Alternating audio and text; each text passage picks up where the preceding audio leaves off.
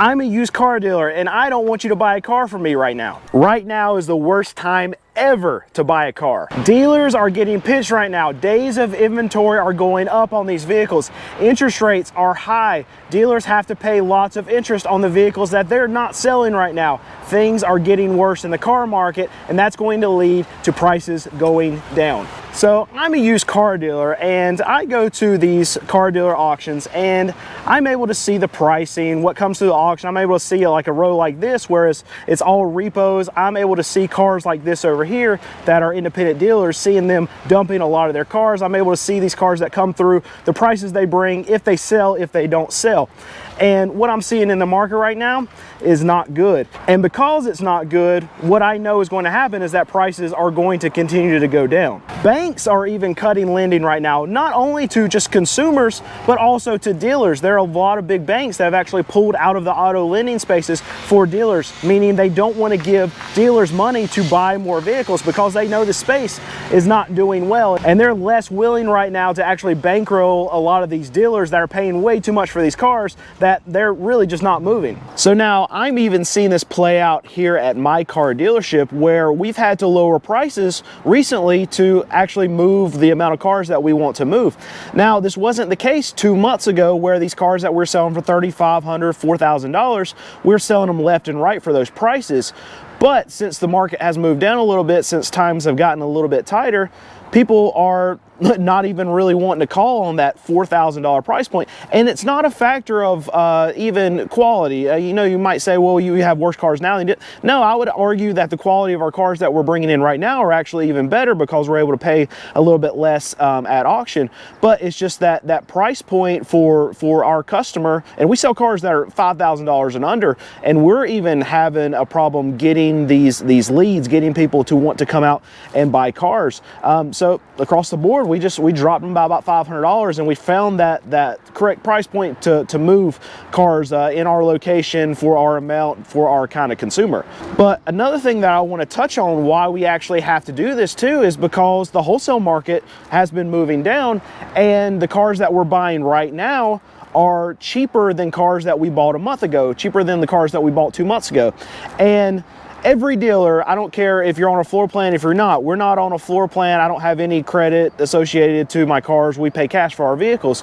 But even a dealer like me, I still want to move the oldest things on my lot at all times. So why that becomes difficult in a market that's going down is that every vehicle that is on my lot is competing with every other vehicle. Not only I'm competing with myself, I'm competing with other dealers. But because my cars are competing with my cars, that when I bring in a brand new car that I can sell for a cheaper price than the one that I bought a month ago because I was able to pay a cheaper price, then I have two options. I can either jack up the price of the newer vehicle to make it the same price as some of my older stock, to make that older stock competitive with the new stuff that I'm getting in, or what I can do is what I chose to do is actually lower the prices of my old stock to make them actually competitive with the new stock that's coming in, because I want to roll the old stuff, right?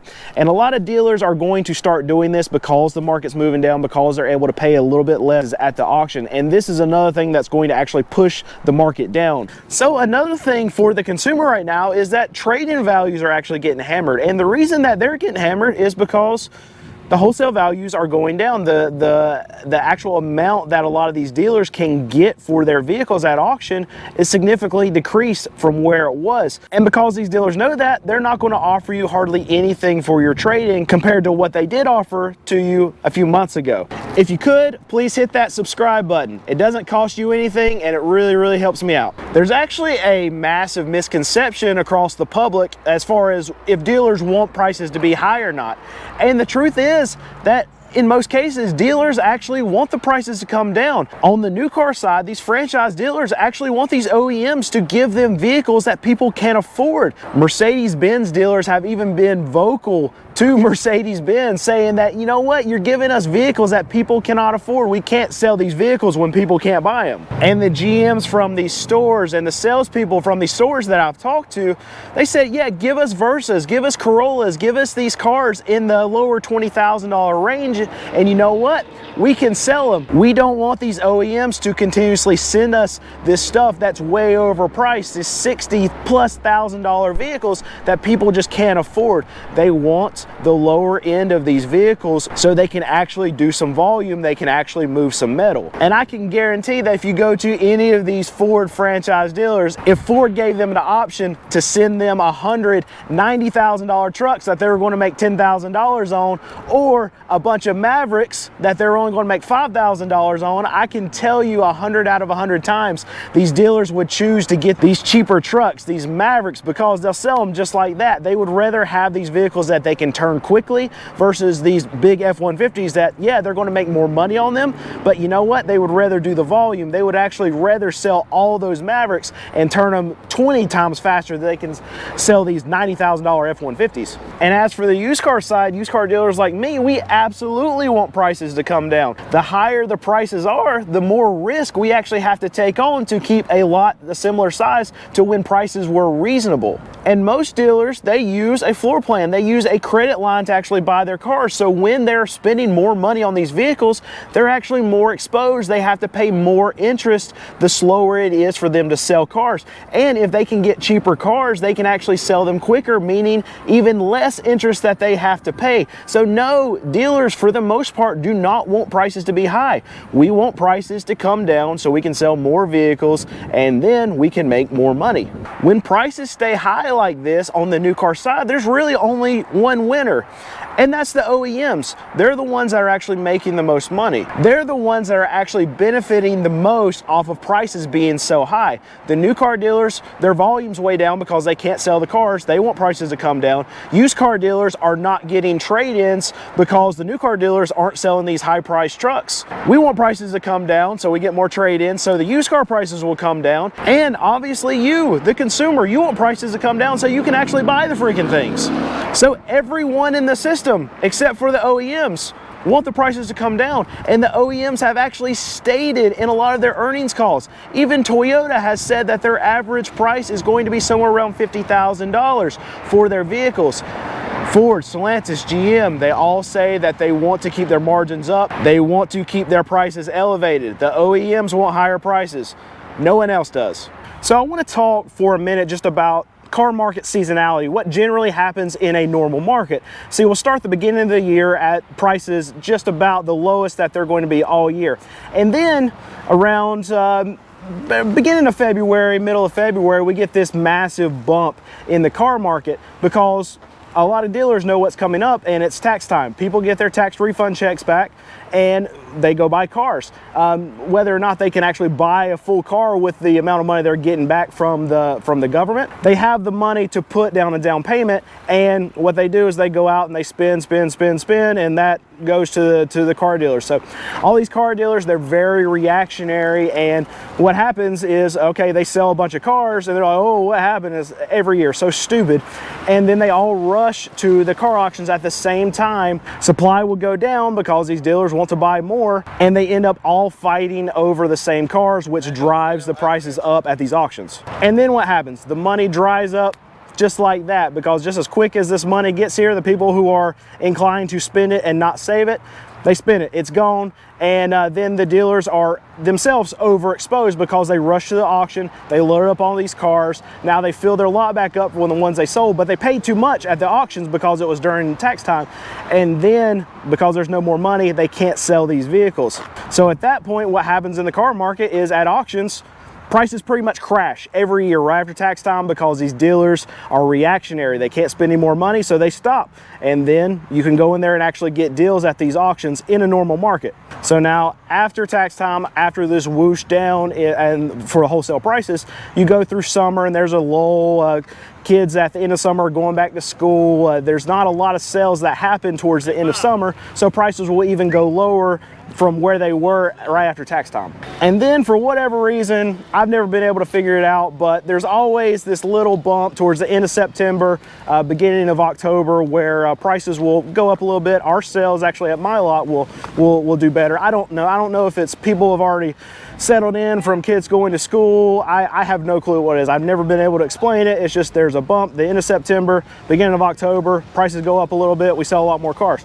And then after that, you have this another kind of whoosh down. It's not as violent as right after tax time, but you'll have a downtrend that goes from the end of October all the way through the holidays, Christmas, New Year's, and that's going to be the best time to actually buy a used vehicle. That's the time that prices are actually the best, because a lot of these dealers, they aren't selling anything during the holidays. People are spending money on Christmas. They're not spending money on cars. So throughout a normal year, this is actually the best time to buy a vehicle, is right around Christmas, a little bit after Christmas time. And that's what the normal seasonality of the car market looks like on a year-to-year basis. Now, this is in normal times when we actually have inventory, when free money's not being pumped into the system, when interest rates are not historically low, when interest rates didn't go on some ripper to the upside. Right, we're not experiencing that right now. It's not normal times right now. But I feel like we're going to have a movement back towards that seasonality, even when prices are still elevated now. I think that we're going to get back to the ebbs and flows of just the natural trends that the car market experiences. So because I believe that, this year what's going to happen is I feel like we're going to continue this downtrend that we're on right now through the end of the year, and then prices this year are going to be the lowest that they've been all year, right around December. And then I think right after December, what's going to happen is tax time's going to hit like it always does. We're going to get a bump in prices, and then we're going to continue. And I think overall the market's going to continue to go down, but you're going to have these little ebbs and flows. So people are always asking me, okay, well, you're saying don't buy, but what if I need to buy? What if I need to buy within the next year? What if I'm just impatient, like most of you are, the ones in the comments saying, all right, you've been saying this for 6 months. Yeah, but you'll get a better deal if you wait. But if you're impatient and you want to know a time period, you want me to tell you when you can actually start looking, when you can actually buy a car, if you're not here for the long haul and want to wait as long as it takes to actually get a good deal, then you can buy at the end of this year. That's going to be the best time in the next probably I would say 6 to 10-ish months. The best deal is going to be right around that Christmas time, because you're still going to get your bump for tax time right after that. But I do believe if you don't need to buy a car by that time, if you are patient, then you're going to get a much, much better deal the longer that you're actually able to wait. Because really the interest rates are doing what they're supposed to do. Demand's getting sucked up. These dealers are hurting right now. They're not selling a lot of cars. And I really, really believe that prices from here will continue to go down, just because the interest rates are going to do their job. They're going to move through the system. And I can already see it in the comments. Dude, you've been saying this for 6 months.